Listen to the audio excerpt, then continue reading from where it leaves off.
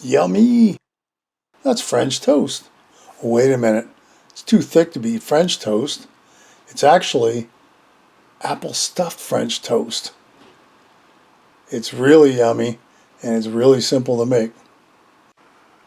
Let's do it right now. First thing we need, a couple apples.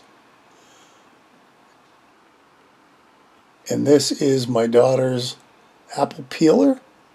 It's kind of a funky gadget. I put it all together.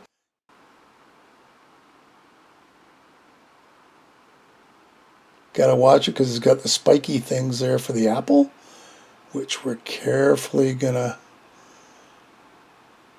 put on. And then that little arm has a blade attached to it. We'll take the safety off of that. All right, now we spin. And it looks a little lopsided. I'm not so sure about this apple, but here comes the blade. Oh, there we are. Let me make sure that the whole thing doesn't, look at that. There we go. Of course I get a lopsided apple to start with, but you get the general idea. Look at that. We'll go back down and see what happens. No. So we're going to have to maybe press a little bit. And when we're done, there we go. One peeled apple.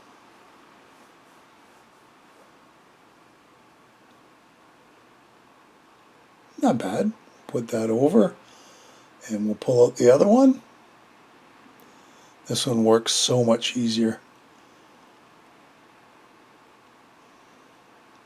See, that's what it's supposed to do.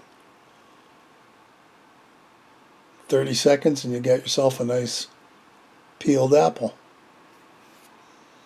Now all we gotta do is clean this mess up, and we're gonna cut up our apples. Oh, here's our cutting board. I got a couple containers, one for the apples we're gonna dice and one for the leftovers. We're just gonna slice the outside and then chop her up into small bite-sized pieces. I really could have made them even smaller, but I figured this would work. A little smaller than what you would do for an apple pie. And it turns out I only did 1.5 and it was plenty, so there you go. If I did 2, I would have had to make like 4 or 5 French toast, and I didn't want that much.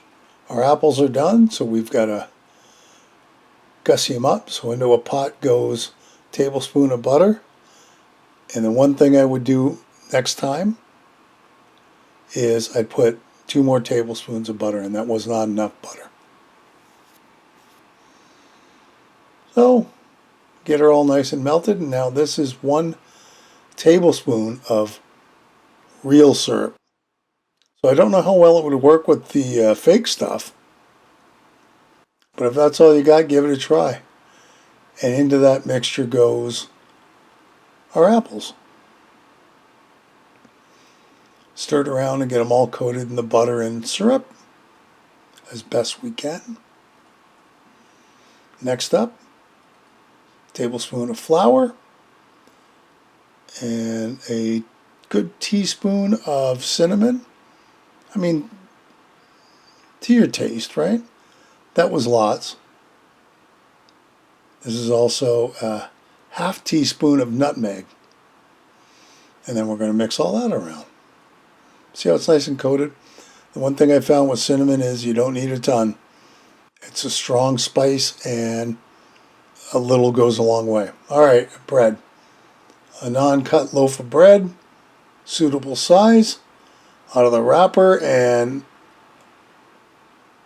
I'm trying to guess about 2 slices worth for each piece, something like that.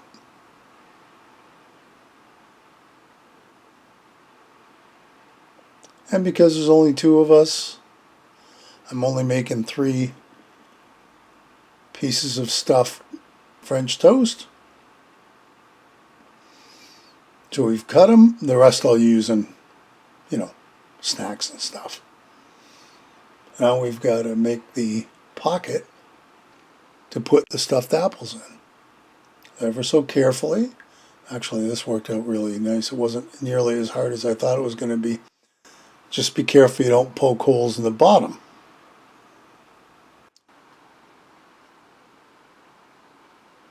One, two, three, there we go.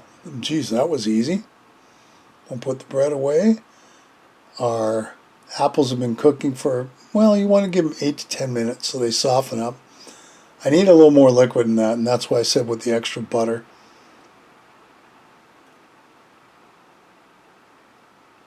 So we carefully grab our bread, and now to stuff them. And I'm just using a tablespoon.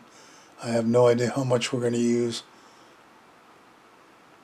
I don't want a little, but I don't want a ton too. I want to make sure that it's flippable once we get it in the frying pan. There, and that looks like it's stuffed enough.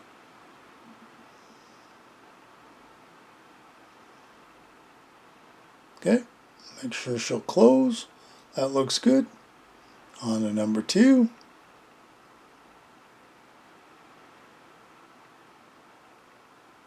That stuff's up there. Closing it could be a little bit of an issue. You don't want to over squeeze it, because if you rip that bread, you got to start all over again. There we go. There's our three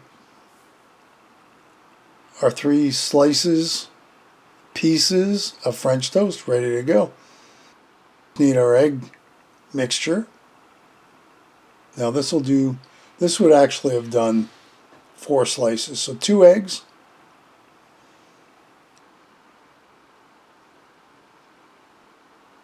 A little splash of milk, like that. Next up, a good tablespoon of sugar.